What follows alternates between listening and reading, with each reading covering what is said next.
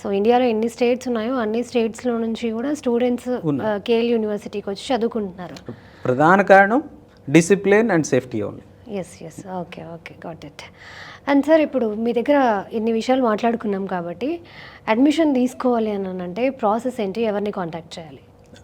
Admission team సపరేట్గా ఉందండి. KLU మనకి ఆన్లైన్లో కూడా అడ్మిషన్స్ ఇస్తుంది.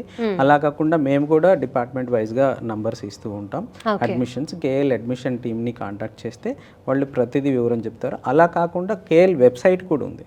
వెబ్సైట్లో మీరు చూసిన పూర్తి వివరాలు ప్రతి కోర్సుకు సంబంధించింది, ఇంజనీరింగ్లో ఉన్న బ్రాంచీలతో సహా. ఇంజనీరింగ్లో ఉన్న బ్రాంచ్లు, సైన్స్లో ఉన్నాయి, ఆర్ట్స్లో ఉన్న ప్రతి కోర్సు వివరాలు దానిలో క్లియర్గా చెప్పారు.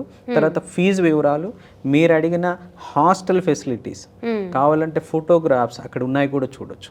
వాటన్నిటిని కూడా చూడొచ్చు. దాన్ని చూసుకొని తర్వాత అక్కడ అడ్మిషన్ టీం ఉంటుంది, ఒక నంబర్ ఉంటుంది, వాళ్ళకి కాంటాక్ట్ చేస్తే మీకు అన్ని వివరాలు చెప్తారు. మీరు కాంటాక్ట్ చేయొచ్చు. ఆన్లైన్లో అడ్మిషన్స్ తీసుకోవచ్చు. లేదు ఇంకా డౌట్ ఉంది అంటే కేఎల్ యూనివర్సిటీని విజిట్ చేసి, వడ్డేశ్వరం క్యాంపస్ని విజిట్ చేసి విజయవాడలో తీసుకోవచ్చు. ఒకసారి మీరు విజిట్ చేసిన తర్వాత అడ్మిషన్ తీసుకోకుండా వెళ్ళరు. అంత అష్యూరెన్స్ మేము ఇవ్వగలం. ఎస్ నేను కూడా యాక్చువల్లీ చూసాను సార్ కొన్ని వీడియోస్ యూట్యూబ్లో.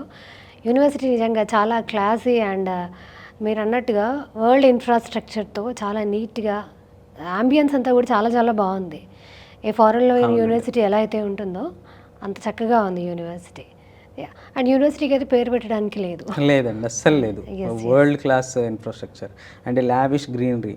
విజయవాడ సిటీలో అంత గ్రీనరీ ఉండే ప్లేస్ మీరు చూడలేరు.